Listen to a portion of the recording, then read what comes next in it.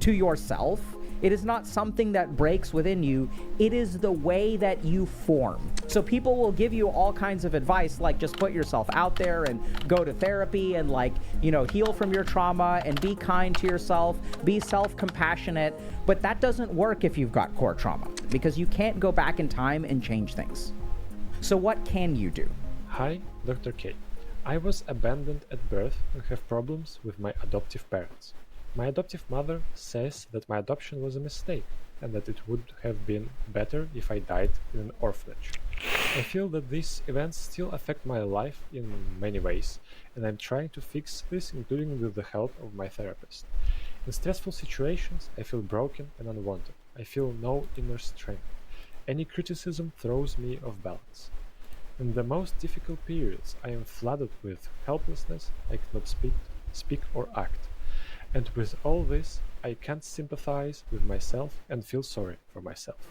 When I try to imagine the time when I was abandoned, I get only slight whispers of pain, and then I lose a sense of my body and feelings.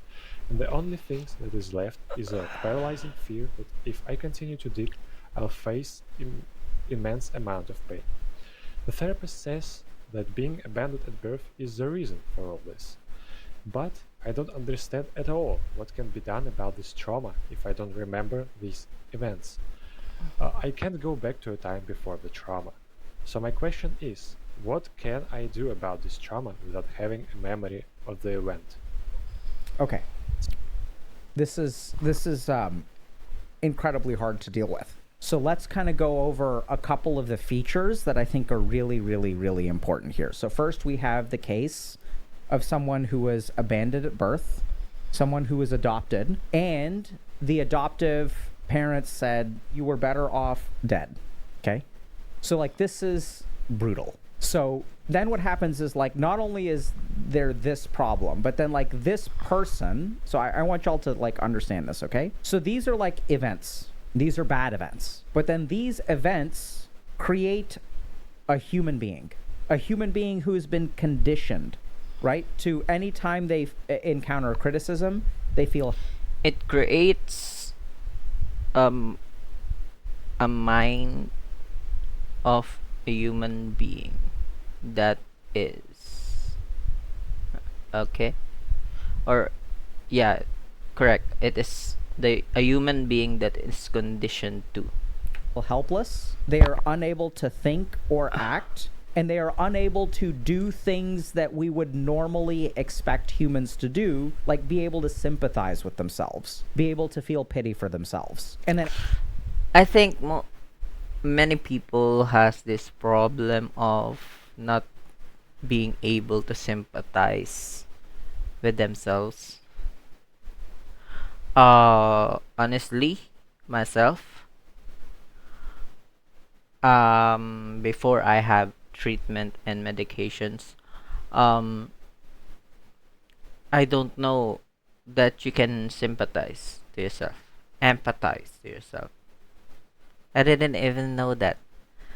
Uh, all that I learned is that you can empathize and sympathize with other people, but to yourself, it's it's something new when I heard it from my um, psychologist. and anytime they try to explore, they get this very, very slight whisper of a feeling, and then they sort of lose sense of their body. They essentially dissociate. And there's Sense of dissociation is always, almost always the feeling of those people who always suppressing themselves, the for the sake of the feeling of the people around them. Sometimes dissociation is a coping mechanism that helps you uh make others feel good, because if you dissociate yourself, you can act the way that they wanted you to be. Yeah. They're saying, like, I can't even recall the trauma because it happened so young. So this is what I would kind of call. Yeah. Actually, I think we all have this kind of trauma that happened when we are all young, and in our senses, in in my experience, I as far as I remember, I am aware when I was like 6 or 4 years old, and before that happens, I don't have any memory. So given that, um so we have that time span of being traumatized with anything around us. But I think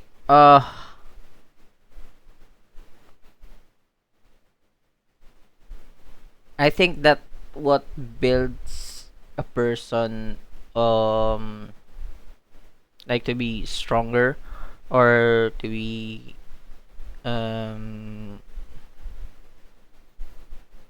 to deal with many things a lot more resilient. So yeah. I don't know if this kind of makes sense. I would call this core trauma. And what do I mean by that? So as a psychiatrist, sometimes we'll work with people who have something called PTSD. So this is um Core trauma, everyone, I'm including myself, I think has a core trauma. We might not know that. um this is a good discussion about this kind of topic, because I think most of the people doesn't know, even I doesn't know what is my core trauma.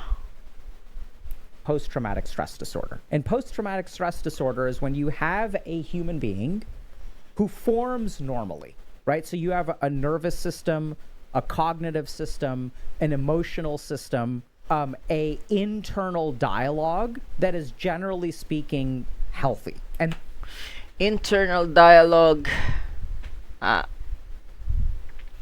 I don't know about this, but internal dialogues can be many. If you are like um anxious person, you have those internal dialogue. And if you are a depressed person, that will say that don't show your feelings, or something like that. Yeah. then what happens is you have a traumatic event which triggers neuroplasticity. So anytime we learn something, we are like, the hippocampus is the only one of the only places in the brain that continues to have neurogenesis. That's where we learn and we form memories and things like that. But we have a wiring which then gets altered. But the thing about something like PTSD, is that it is an alteration of a pre-existing wiring that is relatively healthy. There's PTSD is alteration of the wiring that's supposedly healthy. Okay. there are several patients that I've worked with that I would say that I would call it core trauma. So CPTSD is a good example of this, but I think it kind of, CPTSD is a particular kind of what I would call core trauma. And here's how I would define core trauma. Core trauma is not even trauma, right? So trauma implies, like if I say that I have been traumatized, there is an object which gets damaged. But the thing about core trauma is that it is not damage to yourself. It is not something that breaks within you. It is the way that you form. Yeah. So your core trauma is, yeah. I understand that. Something that you dealt and you were not yet conscious about yourself, and that builds your wiring. So it's not uh very very very very uh, Right? So um, if I like make a statue and then I take a hammer and I break off a part of the statue and the statue looks like a normal human being and I knock off an arm, that is a trauma done to an object that is formed in a healthy way. The problem with core trauma is that when I pour the concrete, it forms in a particular way that is like not ideal, I would say. And there are a lot of things about this that are kind of like confusing to people, but this is the way. but aren't all the people has this uh imperfections? This is this is what this is talking about. It's imperfections. I don't think there's any human being that is perfectly formed, even if they have good parents, even if they have a good environment. I don't think there's anyone.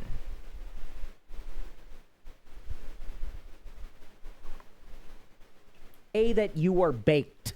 It is baked within you. This is why when we look at like, trauma early on in life, it doesn't necessarily form PTSD. In fact, it rarely forms PTSD.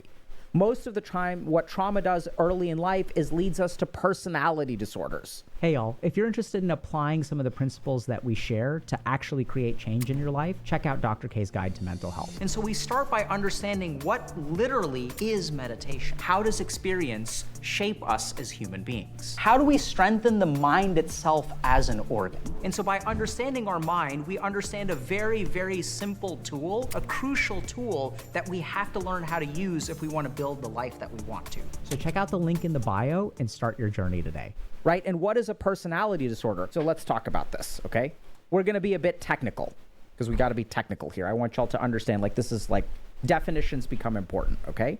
So remember that with trauma, what's going on is like I get damaged over here, but the core of me is still intact. In core trauma, what tends to happen is while I am forming, I'm formed in different ways. And when people are traumatized when they grow up, they usually don't get. This is, I think this is a severe type of core trauma. But I think we all have this kind of imperfections that we cannot handle. Like me, I cannot handle heights. I cannot handle too many people. I cannot handle uh small spaces. uh those there are terms with that. So that's embedded in me.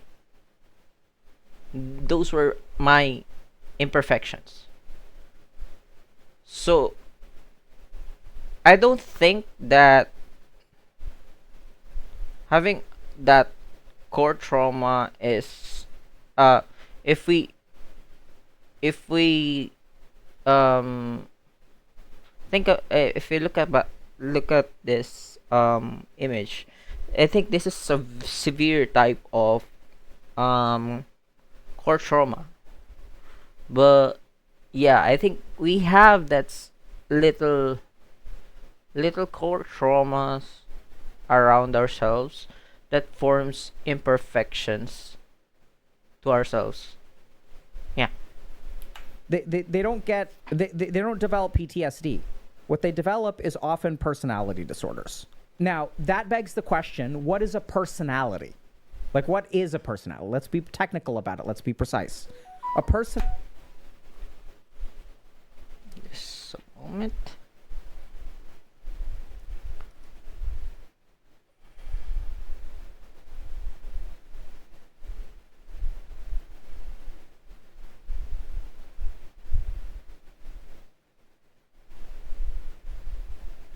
Just a moment, guys. I have to go to Sing 2 and answer this email.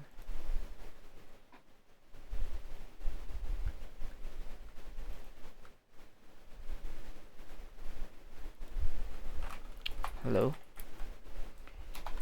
May I details of this?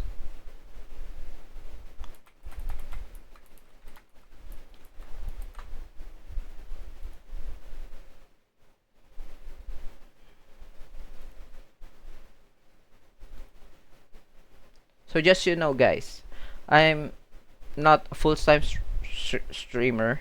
I am still working. Okay? So bear with me if I will be answering some emails because I have to. Okay. Personality is the way that you perceive, react internally, and behave in a situation.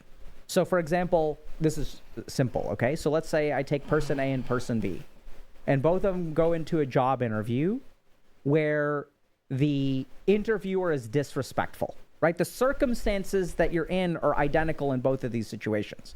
But the way that one person perceives that disrespect, and then one person has NPD, narcissistic personality disorder, and one person has, let's just say, secure attachment. So even though I don't know how to make sure that your child has that secure attachment.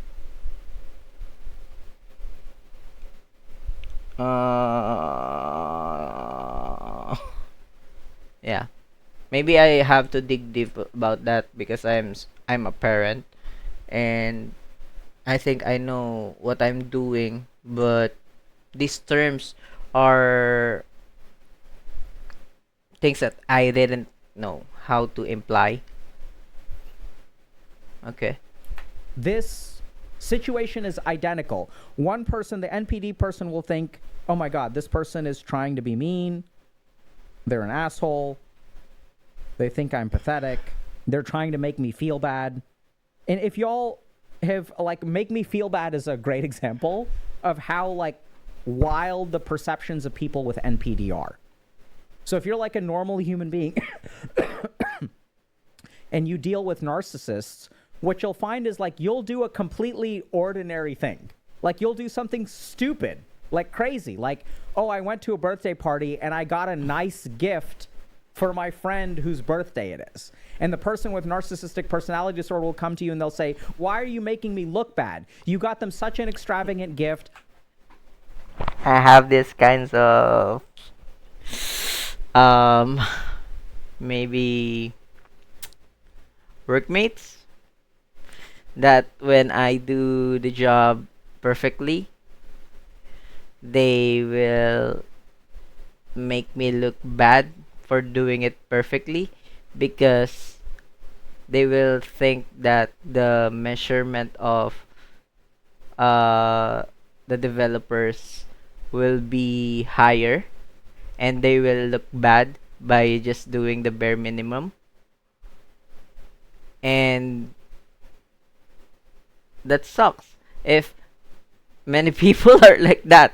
I mean, when I do something, I put an effort, a love, and a what they call this intensive training, research, and maybe doing the job overdone. But it's not because I want to be higher than my colleagues. I just don't want to do that job that I will do in the future that I already thought that I will do. So if I create a feature sometimes, actually there's an Indian she's a good mentor for me. Um, this happens in the workplace. She's a good mentor. She approves my uh pull requests. So there's a time that I was so um I am tasked to change the page, um change the page into a certain way, and then w- I saw that there are translations in different languages. So what I did was to consult AI. What is what is the what is the word? What is the meaning? I mean the translations of these words in those different languages that I will be changing. And I just did that. I My task is to change one page, and I think about it that I should, if I will change this page, the translations should be with it, right?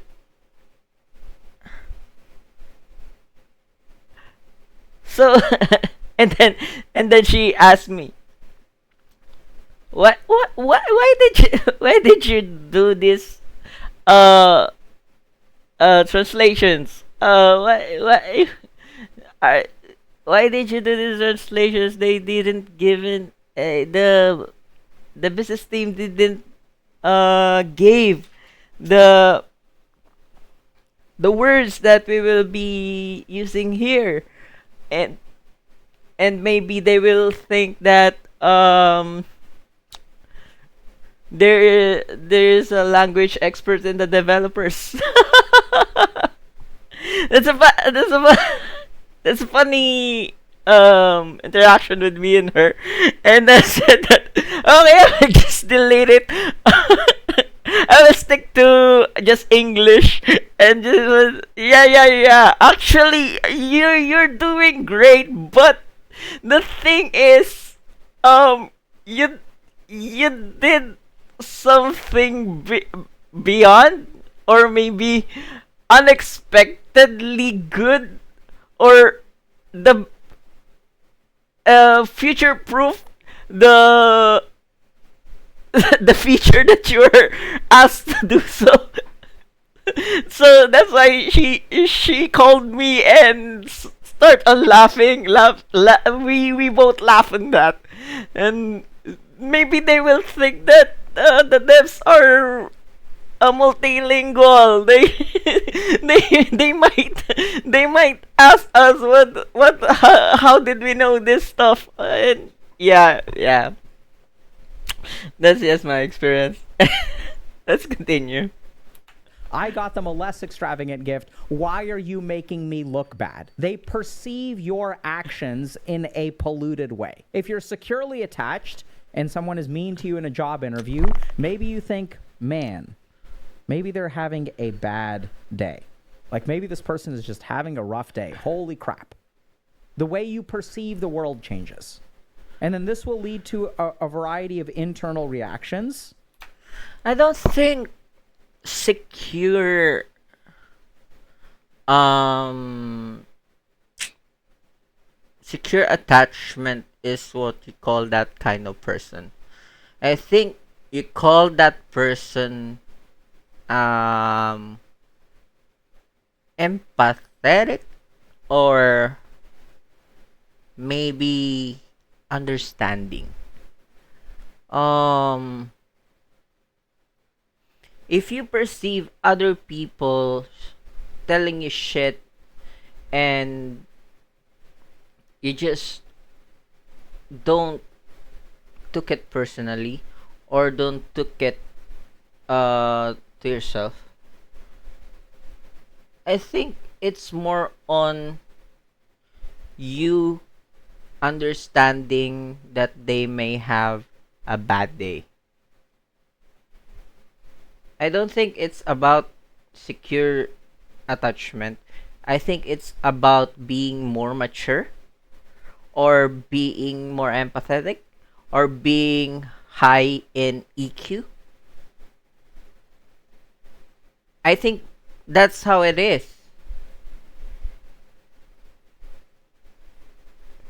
Because if you look at it, if these two are college students that having a job interview, they will always go with either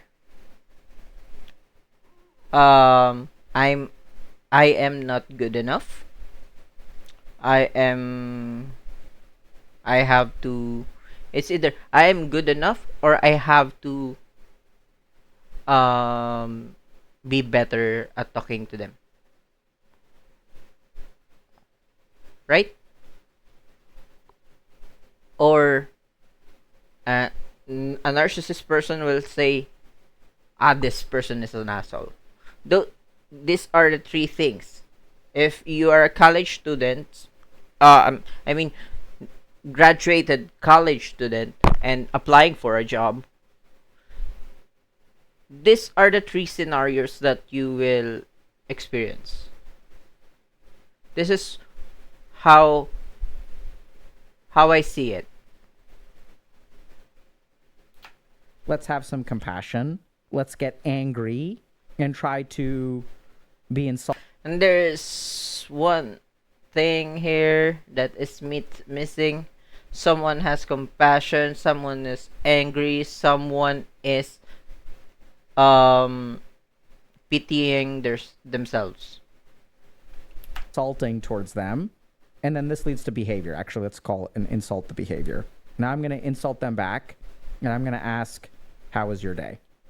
So this is what personality is. It is the way that you perceive the world, the way that you react to what the world sends your way, and the way that you respond to it, right? Your internal reactions. So the problem with core trauma is that this is fundamentally altered. So this is not like a problem with one part of you. This fundamentally changes the way that you perceive the world. And we sort of hear this, right? So I'm going to go ahead and play this again. And I want y'all to listen to the way that this person perceives, reacts, and behaves in the world. We're going to listen to the voicemail again. And this is the hard part, okay? So it's so easy to get caught up in how terrible these circumstances were. But if we want to help someone like this, if we want to understand this, we have to pay attention to this. Dr. K. I was abandoned at birth and have problems Sag. with my adoptive parents. Sag. My adoptive mother says that my adoption was a mistake. Sag. And that it would have been better if I died in an orphanage. Sag. I feel that these events still affect my life in many ways. And I'm Okay, trying to let's stop right there. In many ways, right? So this person's architecture of the way that they perceive the world. So that's why it's going to not affect in many ways. It's going to affect, if you have core trauma, it's going to affect every dimension of your life. And let's look at what those are. Every trauma will affect every dimension of I their feel life. broken and unwanted. Okay, so now let's break this down. Stressful situation, right? Stressful situation. Let's say if you're healthy, you respond to stress. What's the internal reaction? Feel broken. It's not even that you've made a mistake. You haven't even screwed up yet, but you start by feeling broken. Feel no inner strength. No inner strength. Okay? Any criticism throws me off balance. Right? So this is also like criticism throws you off balance. In the most difficult periods, I am flooded with helplessness. I cannot speak or act. And with all this, I can't sympathize with. Okay, so then this leads to inaction, which is a form of action, by the way. So I don't know if this makes sense.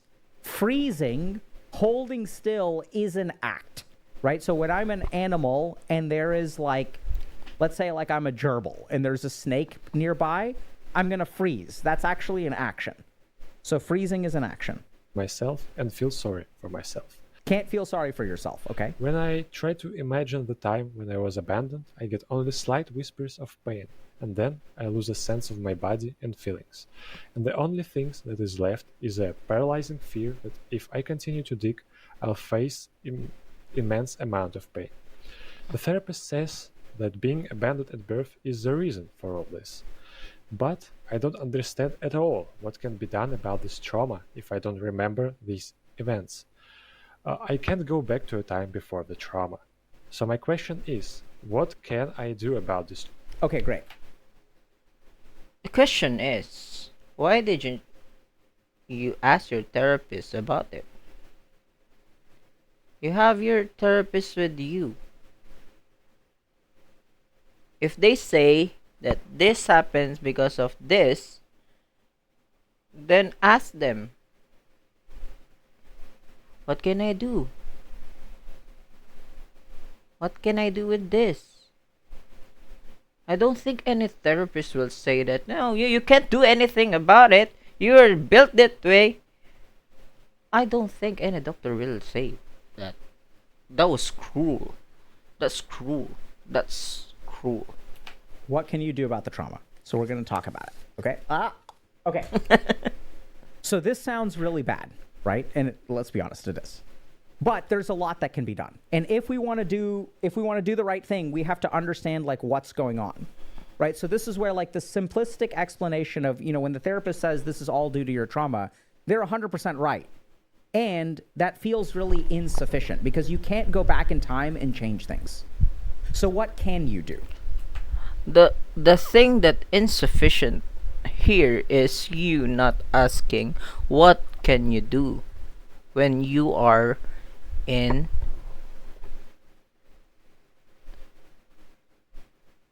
that session with your therapist. I'm not blaming you. You're saying you feel like you're freezing. You feel like you're maybe you are not yet what do you call this? Feel the bond with your therapist. Maybe you have to build relationship with your therapist so that he or she will understand you more and you will be opening up better to this therapist. I don't recommend one session will solve everything. My therapist were actually I actually talked to him when I was so stressed. I was so in the pinch. I talked to him every 2 weeks. I build a relationship with him. I stick with him. He knows me. He knows what I'm feeling, and I think that helps. That sticking with him, building relationship with him, makes me feel safe with him. And every therapist will have that kind of empathy with you. Okay? I think it's either you find a therapist that you will be okay with at the first the vibe is okay with you the first try, and then the second try you will open up, or in the third try you will open up everything that you are feeling. I think this is a crucial part of in the mental health space. Why I'm saying this? I am actually saying this because I am diagnosed with MADD, mixed anxiety and depression disorder, and ADHD, and also chronic fatigue. So With all of those, I need help. So I seek help. Because same as this person, um, same as this person, um, he needs help. Um, I think we all need help. Psychiatry is something that we should um not just what do you call this? Forget for our or overlook for our lives. Even if you are built healthy, you need at least one psychiatrist that will be there for you if you are having like so um uh you need meds, uh you need a psychiatrist, if you need a counseling or someone to talk to you, to talk to with all of your feelings and understands how the brain works, you need a psychologist. um yeah, I work with them. um every month I seek a res- um a meds for from my psychiatrist, and self understanding from my psychologist. This is how they work. You don't just go and um this is a content um um for Dr. Alok. But guys, I'm telling this from a perspective of someone who is dealing with too many. I have mental health disorders, but I am coping because I have a team of people who are helping me. Also, my environment here is very serene. My wife is very supportive with me. My my kid makes me feel happy. Those are the things that I have. Maybe other people don't have that, but the thing that's what I'm talking about. You don't go to your psychologist one time. You build relationship with them. You build relationship with them so that when you are feeling this way, you can schedule a checkup or a self-reflection. Maybe some people are doing retreats. It's somehow like that, but it's in a scientific manner. You need Every person needs that. Not just I'm not saying this because I have a problem, but I'm saying this because I am concerned about psychiatric health. Okay. Okay, so let's continue. So what we want to do is, first of all, understand the architecture that we live with. And then we need to start modifying that architecture in a very intentional way. Okay? So there's a lot of stuff here that this person says that they feel bad about, or that they, a lot of reactions that they have, which we may rebel against. I do not think that is a good idea. So this person says, I can't be sympathetic towards myself, and you shouldn't be. I know it sounds wild, okay? You shouldn't be sympathetic towards yourself. If you have a fear that there is something deep down Actually, rumination is being sympathetic or empathetic to yourself too much. I mean, focusing on the things, the bad things that happen to you, and keeps on repeating that in your head. That's rumination. It's sympathizing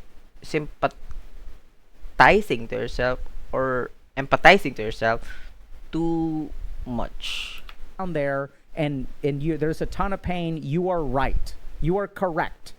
So I think one of the biggest mistakes that we make when we have core trauma is that we start to assume that our path forward is using the solutions for people who have a healthy personality organization. Yes, because every people is different. You have your own what do you call this? You have your own role in this world. Please remember that you have your own role in this world, and no one can replace you on that. And I hope that sinks into you. Uh, if you will be listening into this um, stream, yeah, you have a role in this world. Okay. So feeling sorry for yourself is really only something that works when you're like a healthy human being. And this is what makes core trauma so hard, is if we look at the way that a lot of trauma is healed, it is healed through new experiences, right? So if I have an I think you can be sorry for yourself for at least, you can give yourself at least 5 minutes of you taking that in, taking the pain in, and after that, give yourself 5 minutes and calm yourself down. Then, if you don't, you will be more depressed. If you don't care about feelings, you may have sociopathy. uh I think this is one thing I want to say, Dr. K. um Feeling sorry about yourself is needed. At least 3 to 5 minutes of you taking that in and then letting it go. If the problem is that letting it go, it's rumination. You have to think about it. There is a guide that my psychologist gave me, and cognitive this function. I forgot, but there are types of these kinds of thinking. But if you are being harmed, you have to acknowledge that you are being harmed.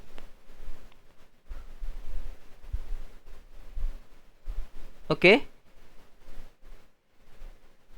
You don't say you're being harmed and you say, "No, I'm not." No, that's not that's not how it works. Okay? anxious attachment style, one of the ways that I can heal that is through having a relationship with a secure attachment style. If I have core trauma, one of the best ways that I can heal that is by engaging with people who do not treat me like crap. And as I get new That is so hard to get in this world, Dr. K.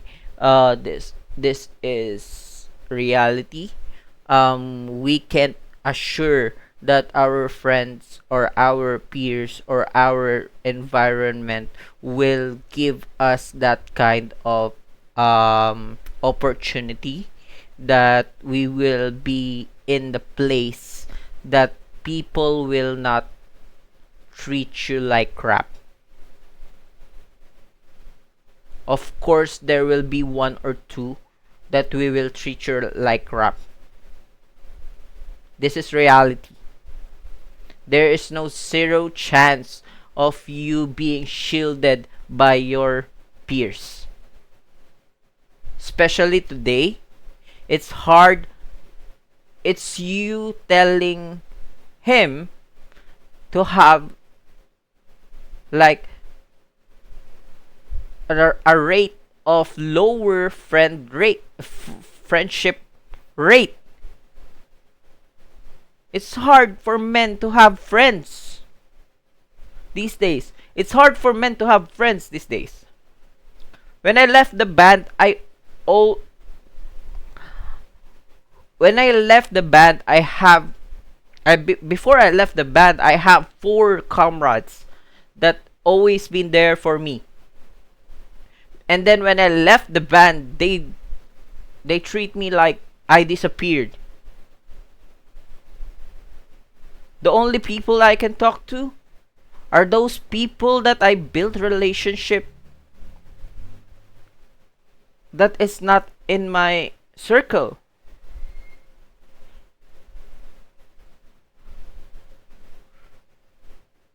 You can say that you surround yourself with secure attachment styles. The best way here is you build connection with your psychologist.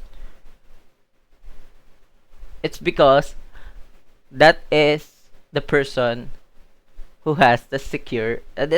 I think that's the most secure attachment style that you can have, because you guys study human brain, and even if it is transactional, you will feel great, you will feel good, you will feel understood by them. New data as my brain continues to learn over and over and over again. Hey, people like me. People like, this is not so, like, I'm a decent human being. People are treating me well. The problem, though, is that here's what makes this so hard to deal with, is that when you move out into the world, your attempts to engage in healthy behaviors will run into your personality organization. And your personality organization will interfere with the stuff actually healing you. The question here, Dr. K, is what is the data that you have in this patient? You're saying that he has to have a friend group that has secure attachment style. This is me thinking about reality. Are you saying this person is a high school or a college student? What if this person is a 30-year-old guy? He doesn't. Of course, he's in the real world already. He's in the real world already. He's in the battlefield.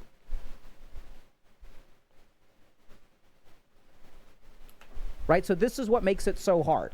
So if we say, like, okay, if I have anxious attachment style or avoidant attachment style, what I need to heal is to have a relationship with a securely attached person. Then who? That's what I'm talking about. Who is this person? You have this person have a session with a psychologist already, and the psychologist already told him this thing, and then if he goes back to that psychologist or counselor for like 3 or 5 times, I may build relationship with them, not romantically, but a secure relationship with them, and he can open up those feelings that he's bottling up. Those core traumas may resurface, because this is something that I experienced. The things that I didn't know that I do is resurfacing. I'm being self-aware about myself. That's why you have to go back. You have to go back to your psychologist. Build relationship with those doctors, with those people, with those counselors, with those mentors. They will be your mentor in your life, in your feelings. You just can't find someone with every. I would say this. Every person in this world has a chip on their shoulders, and nothing. I don't think there is 100% um chance that you will have, or you will at least have a relationships with secured attachment styles. You're lucky if you have one. But the best way here is to go back. To go back with your psychologist. To go back with your counselor. Talk to them. Talk to them. Talk to them. Again, they will want to hear your stories. Not because of money. Okay? And make sure your psychologist really cares about you. And you will feel it. Problem is that when I get into a relationship with a securely attached person, my attachment style will sabotage the relationship. So the way that I kind of view trauma is I'm walking into a room and I'm looking for an object, but there's a light source behind me, and everywhere I turn, I cast my own shadow. So like, even though I'm looking for something, there's light there. Oh, there's light over there. That's where the object is. As soon as I start moving towards it, I cast my own shadow and put things into darkness. So whatever direction I move in, I like basically my personality structure and organization makes it really hard for like me to succeed. So people will give you all kinds of advice, like just put yourself out there and go to therapy. Yeah, because he's trying to find the secure attachment person that you are talking about. He will fail. He will fail. This person will fail drastically.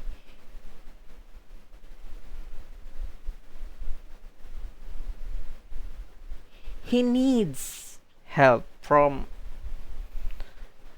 professionals, okay? Professionals are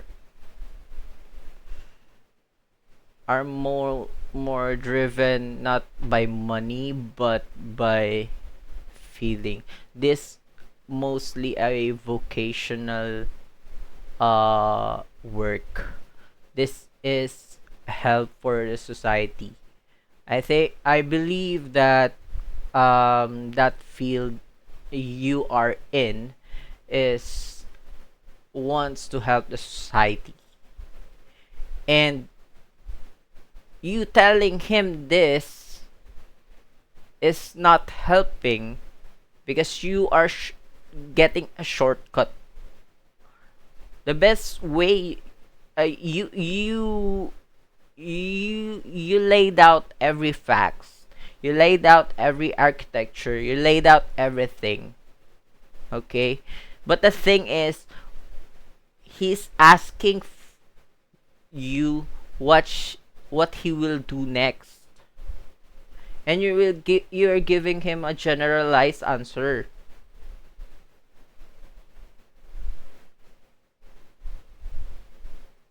Why not give him a step-by-step answer? Go back to your therapist at least twice a week.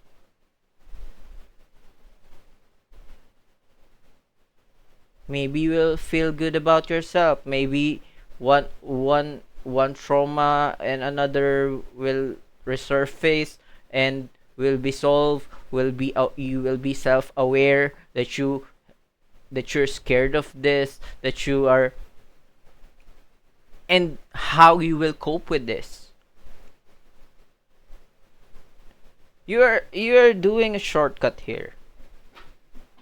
I know what you're saying. I know what you're saying. But this guy is asking for help. Asking for your advice of what he will do next. He doesn't need the explanation of you that very very scientifically. This is a person who's asking for help and needs a simple answer. And the simple answer is to go back.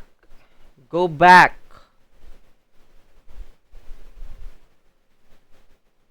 Therapy and, like, you know, heal from your trauma and be kind to yourself, be self-compassionate, but that doesn't work if you've got core trauma. Sympathy doesn't do anything for you, practically, right? And the reason it doesn't do anything for you, the reason that... And this is somehow discouraging. For me, this is somehow discouraging. I hope we have a talk one day if I became a big streamer. But this is me talking about this. Your words of what to this person that is asking for help.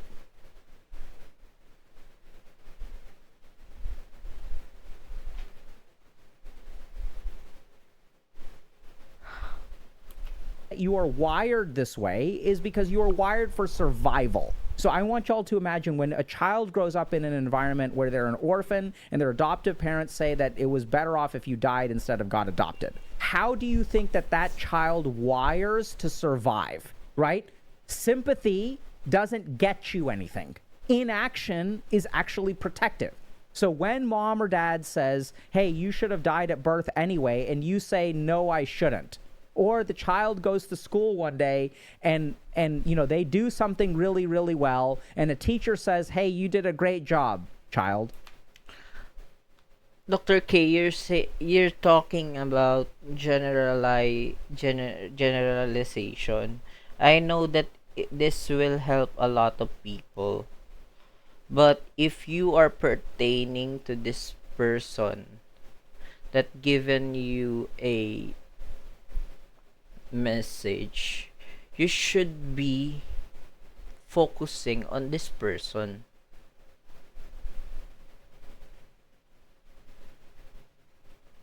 He's asking for help.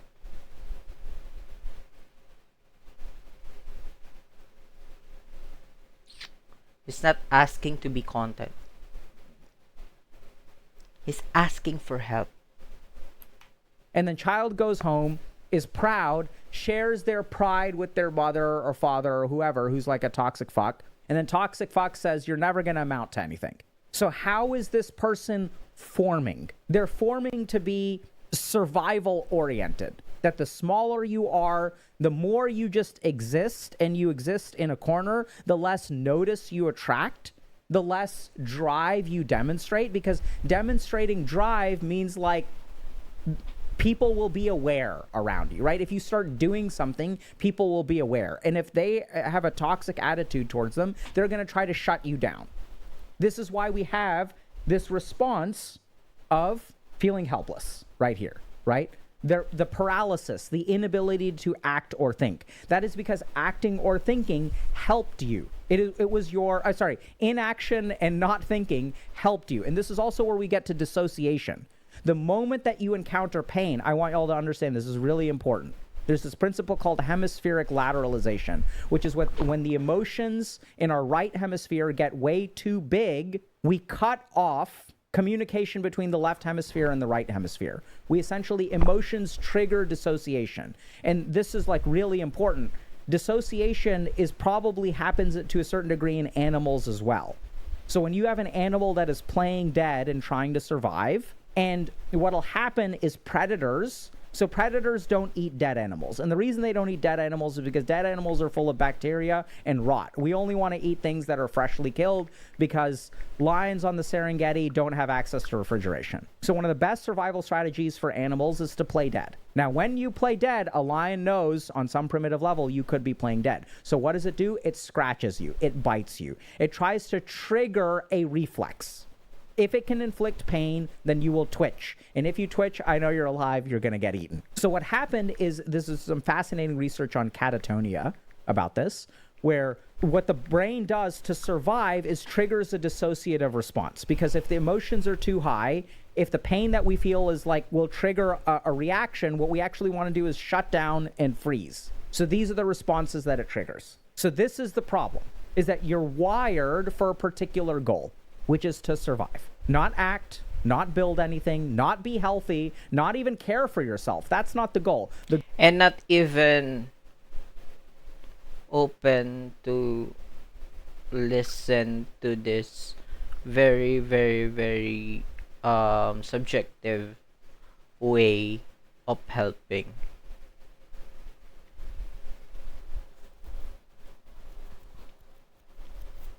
This is what I'm telling earlier, Dr. K. He needs help. I'm not a professional for this. You are.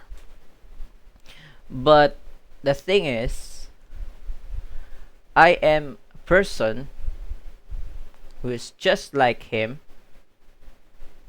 who had help with professionals like you and coping.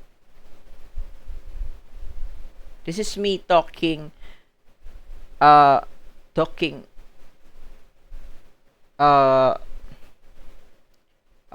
talking for him, because I have like 3 steps forward in the situation that he has. And when you talk like that, it will not go through to him. This is very, very, very very, very, very very informative. Yes, it is. People may people with interested with the degree of psychology will understand this, but people with that kind of problem won't sink in this kind of information. This is what I'm saying.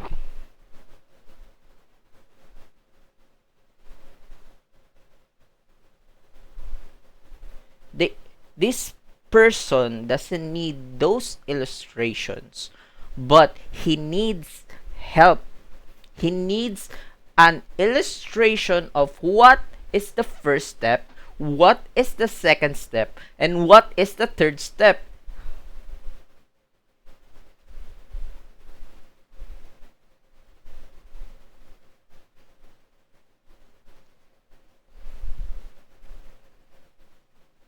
And it feels like his whole therapy is being compressed with 36 and 51 seconds.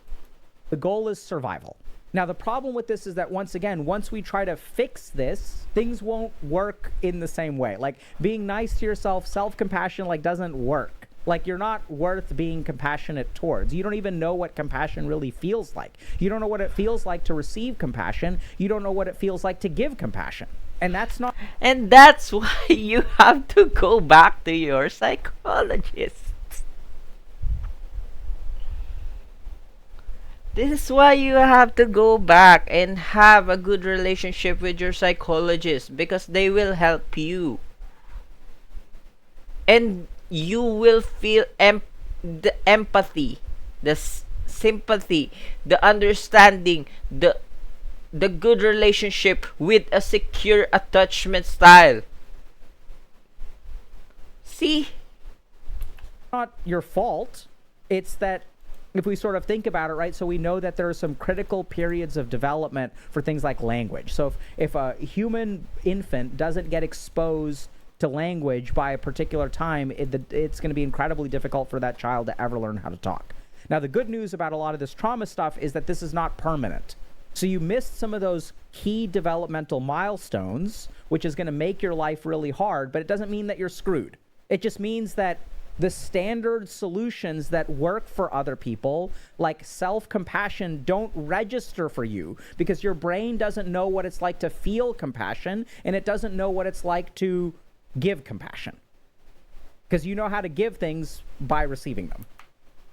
Yes, and receiving them means going back to getting a good relationship with their psychiatrist or psychologist or counselor, right? You are over explaining this stuff.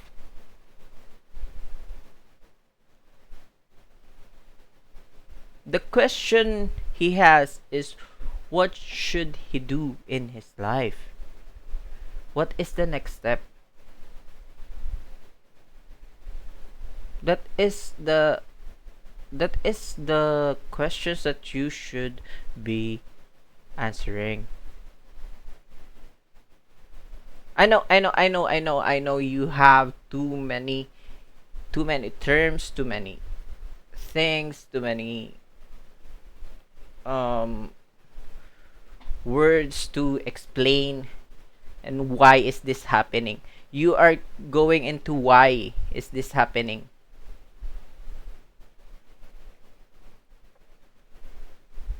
It's like you talking to a person with a problem and you are telling them, why do you have a problem?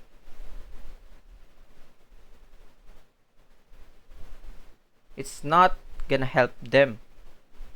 It's gonna make them go lower. Do you get me? I hope you get me. I hope this video goes to you. I mean, I want this video for you to review and check from the perspective of a patient. I am a patient. I'm also a patient with a lot of psychological problems. Maybe you are so healthy, you became monk, you have this degree, you have that high status now, but this is me talking to you as a patient, okay? Right? So now the question becomes, what do we do? And this is where Now, you give 20 minutes. You give 20 minutes of him confusing him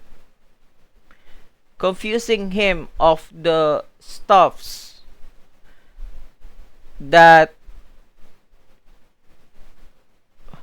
might stop him from watching this video.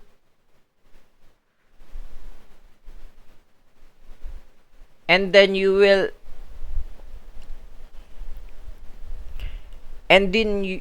will give him advice of what do you do for the 20th minute. It's more than half of your content.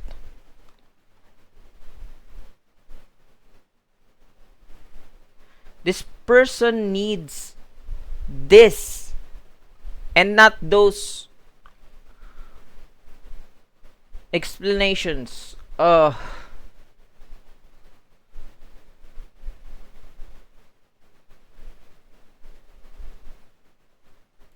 What I see with people with core trauma is that they will try to move into the world.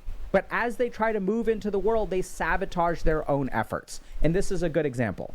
So this person says, when I feel criticized, I feel broken in some way. When there's a stressful situation, I have no inner strength. No inner strength, this is important to understand. This isn't no inner strength.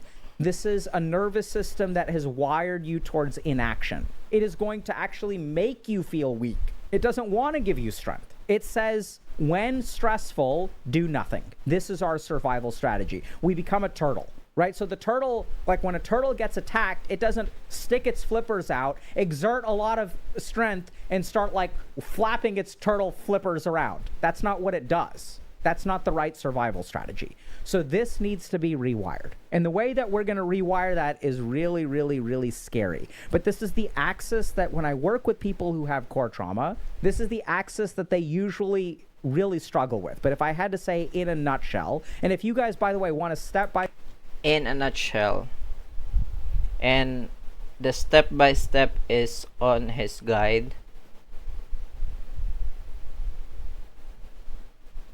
Yeah. You understand?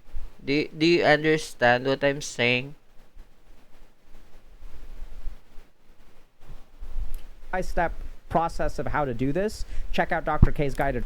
This is what I'm talking about. This is what I'm talking about. What he needs is that answer. Check out Dr. K's step-by-step guide. But the thing is, for me, having a great relationship with the person, the professional that you consulted first is the best way. Okay? I hope this message come true to the person to that person who gave this message, and to Dr. K itself. This is what I'm talking about. What he needs is a step-by-step guide on how and what should he do, or what is the best way to do next. And then you created the content for like 21 minutes, and you will tell him, check Dr. K's guide. This is kind of frustrating for the person that gave you that voice message. Honestly. Trauma, I'll talk about it a little bit more, okay? But good, bad, comfortable, uncomfortable.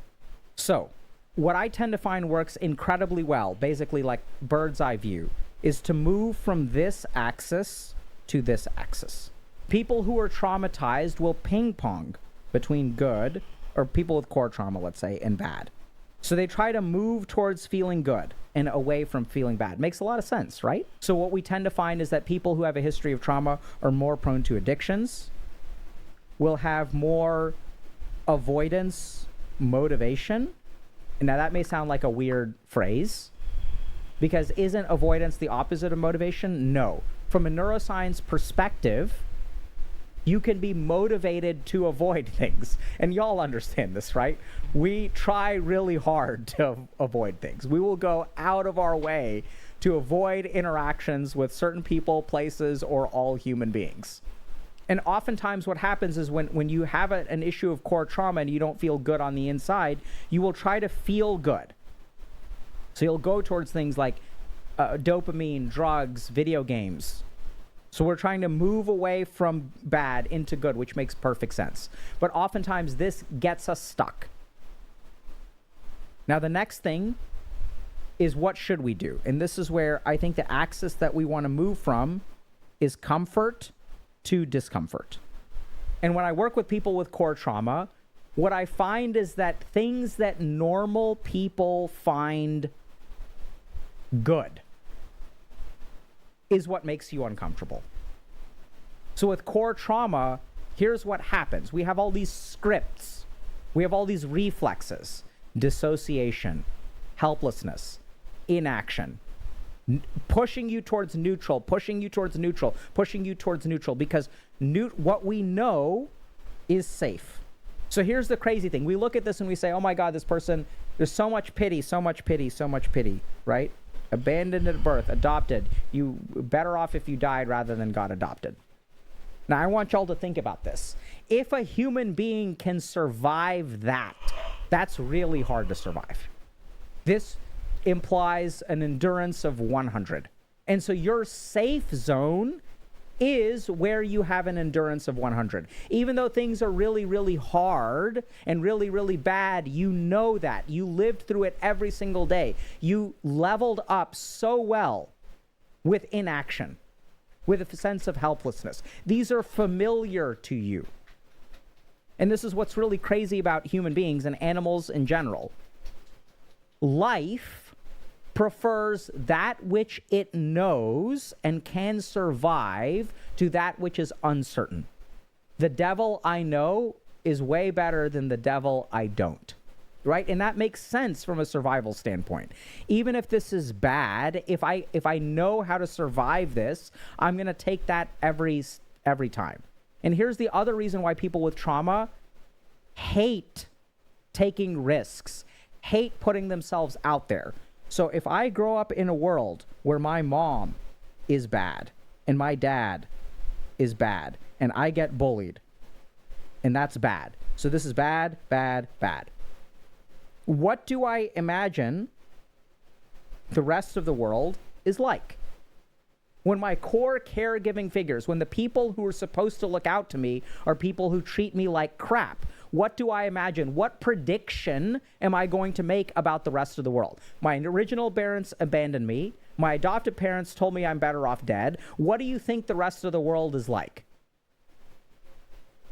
Right? When you go to a sewer and your first 3 handfuls of sewage smell like shit, are you going to keep looking for more? Of course not. This is why they do not have a fundamental belief that the world is a safe place. And if this is super dangerous, but I can survive this, I never want to leave. I never want to go out. It's not even worth it, because who knows what kind of terrible things are out there. If my mom and dad think this badly about me, imagine what it's like if I ever find an enemy. And you are telling him to find a person that has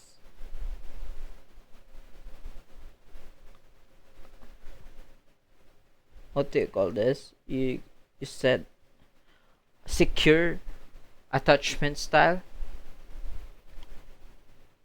How will he go there?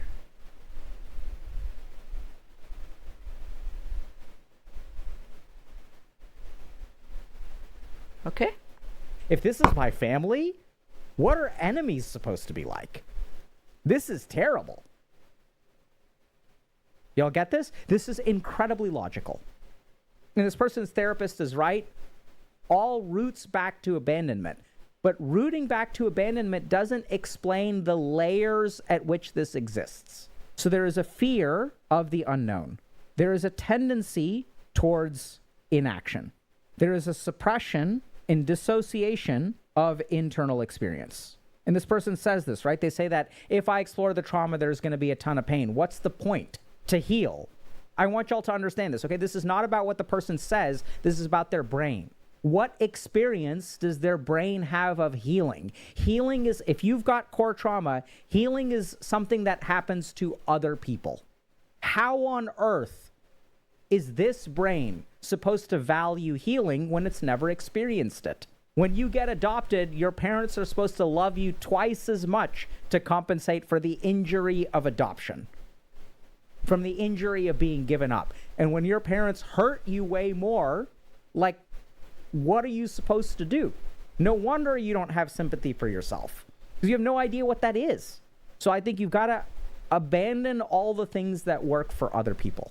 But there's one axis that you need to move towards. The core problem here is that you still need what we call emotionally corrective experiences.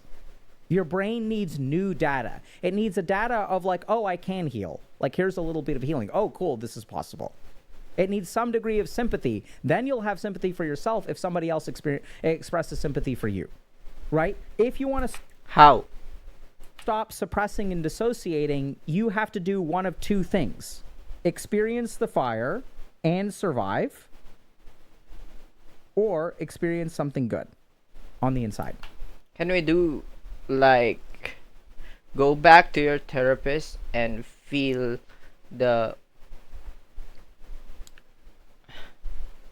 sympathy and the empathy that you are lacking?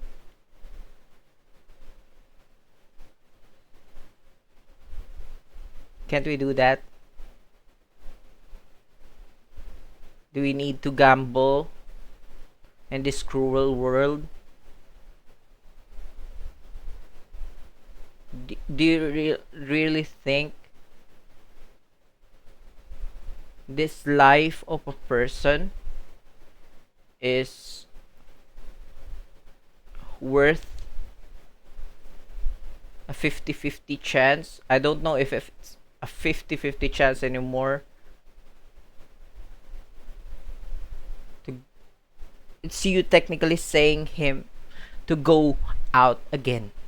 You are just saying a lot of things, lot of scientific things, just to prove the point of the other people saying him to go out and experience the fire.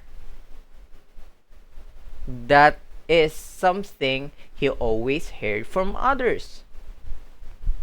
This is why you're right. You're already right on the step-by-step guide is on the program. If you need that help, you have to go here.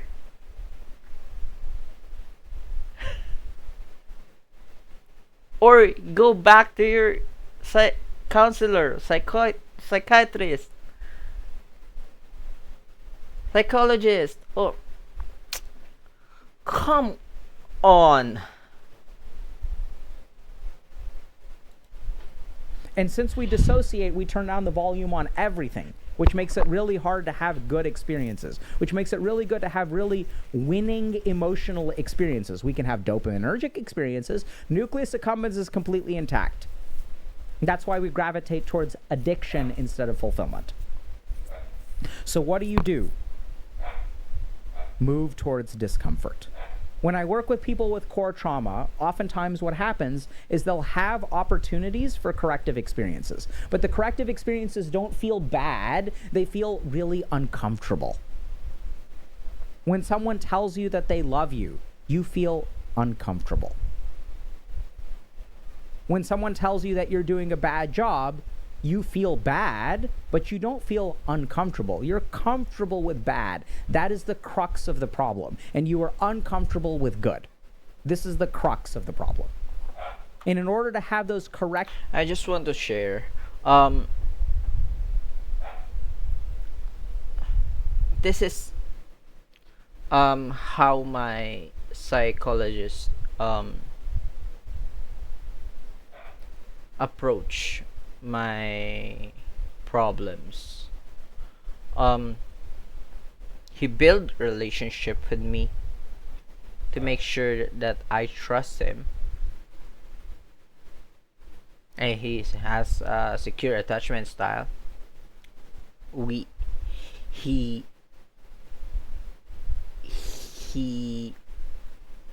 laid out to me every information that I need to, and what should I be aware of,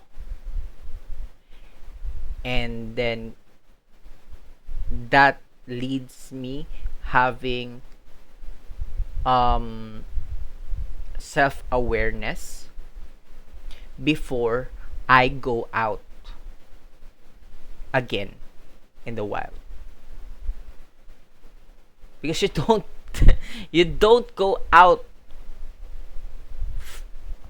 tomorrow or later without any arms, without any armor, without any understanding which way you will be going.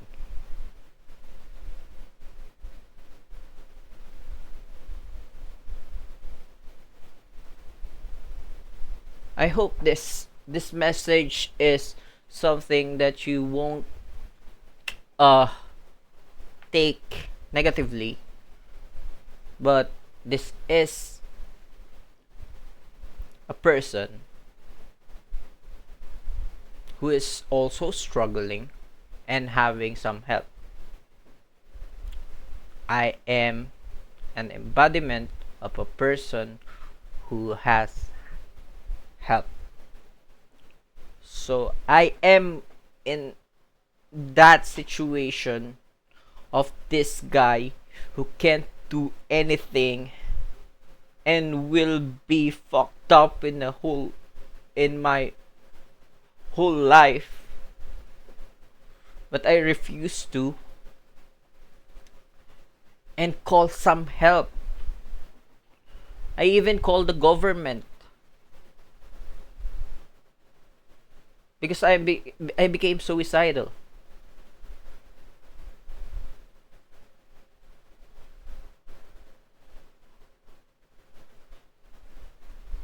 Dear Dr. K, you have to make this person armed before telling him to go out. Understanding themselves in a sense and in a way of them not feeling overwhelmed. I have like 10 sessions before I get to that point. My therapist is not telling me this in one session. No. You just listen and then tell me what's the next step. And then we go again. Again, again, again, again, again, again, and again.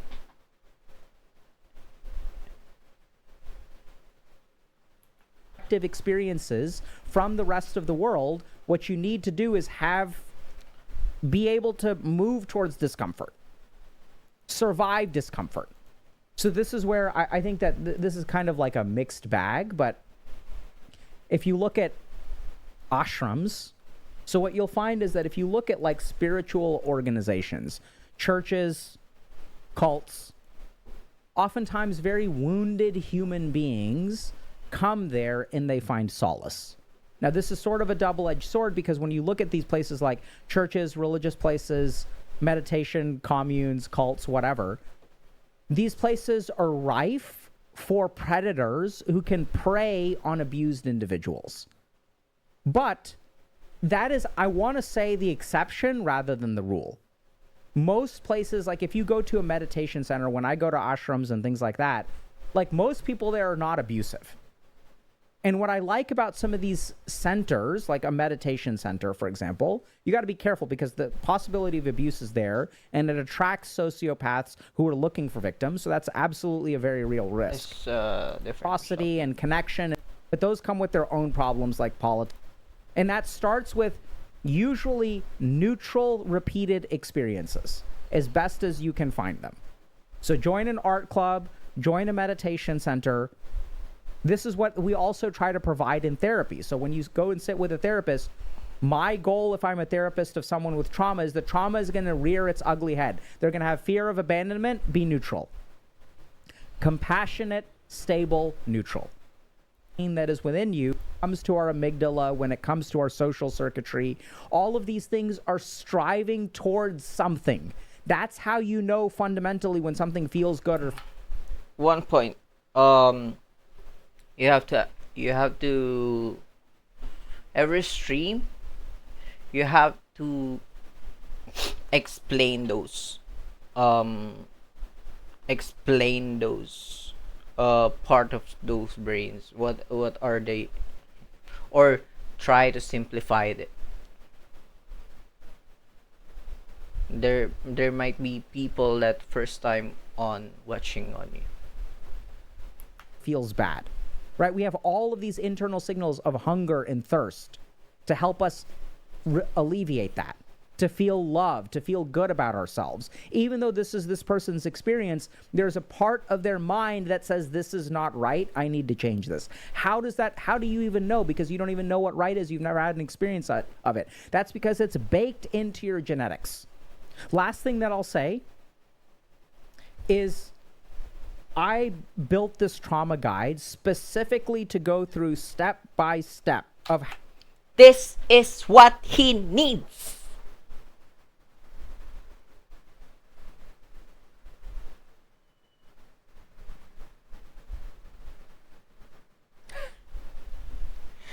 It's dumb for me to say that you're campaigning to your business is what he needs.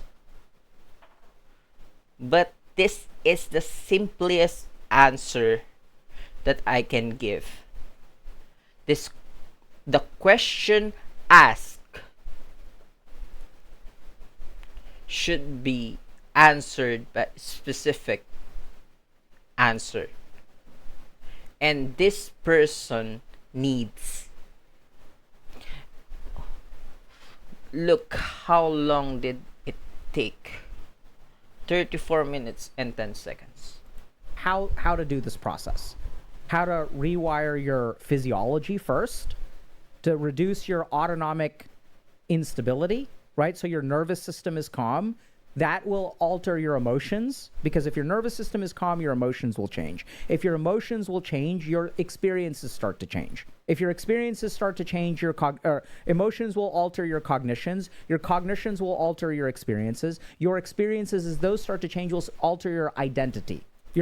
This is what he needs to hear. Why not tell this at the first minute of your video? Your identity will alter your narrative. Those two things are linked. So from a step-by-step level, physiologic rewiring, emotional rewiring, rewiring of the brain, rewiring of the mind, rewiring of the identity. And that's how you heal at each of these steps. That's what's laid out in Dr. K's guide. And it's like hours and hours and hours of stuff, because each of those things deserves its own like hour. Yes. I do understand that. I do understand that. Yes. Totally understand this.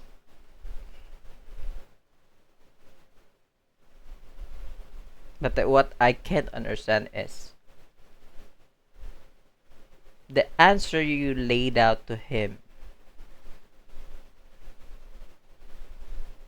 takes 35 minutes and your video is 36 minutes and 51 seconds or more, including exercises and stuff. But this is really common, right? Some people are just so messed up, but it's not really that they're messed up. It's that they've adapted to survive in a particular level of circumstances. You're not screwed.